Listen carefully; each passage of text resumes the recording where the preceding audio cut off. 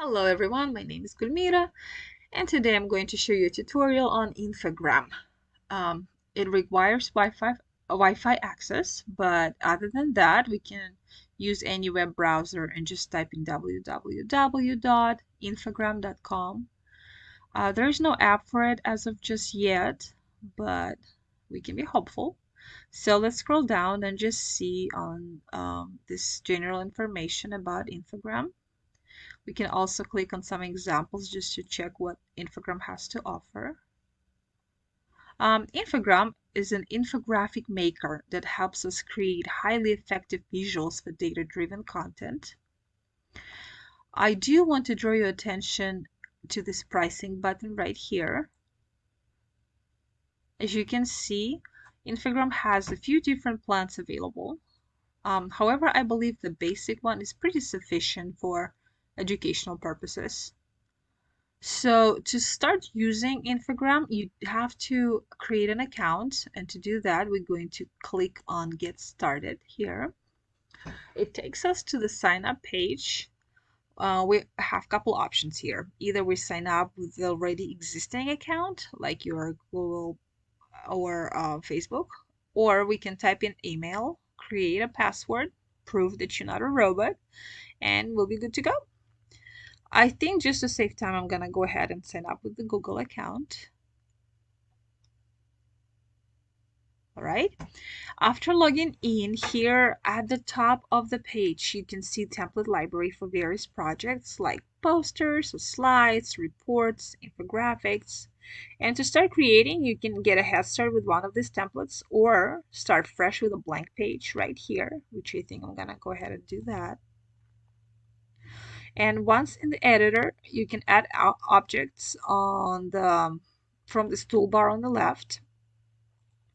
You can use text objects, different charts, maps, pre-made elements, graphics, including GIFs, icons, all sorts of shapes, as well as several media integration. Here we go. And to choose an object that you want to add, you can simply click Insert or drag the object onto your project page. So let's say I'm creating an infographic on nutrition and I will title it something like Balanced Meal Plan. And then if we look at the setting panel on the right, it allows you customize the look of your project.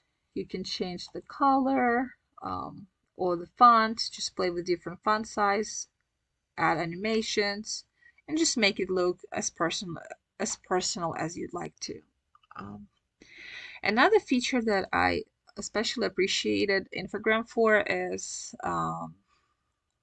let's say I want to create a pie chart infographic. So I'm going to insert this onto my blank page.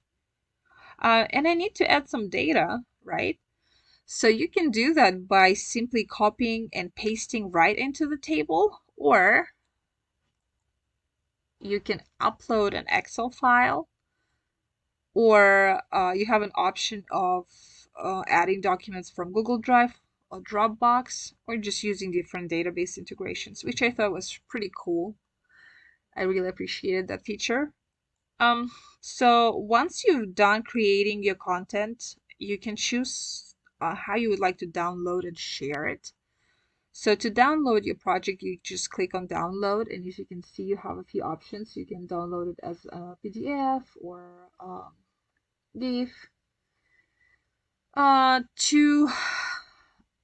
To share your content online, you're just gonna click on this share button here, and it's gonna give you an option of sharing your project publicly or privately, or you can share it on various social media platforms as well.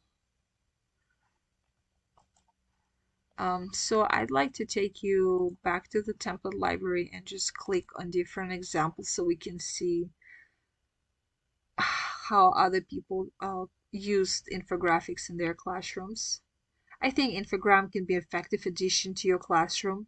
It helps students think critically, And it also allows them to get very creative with their visual presentation of the research they've done. If we're talking about SAMR model, then I think Infogram would fall on modification level as it has opportunity to transform your lessons. It also allows for significant redesign of the project. So I truly hope that you learned something new today about this particular technology tool, and I believe that Infogram can maximize learning experience for your students. Thank you. Have a good day.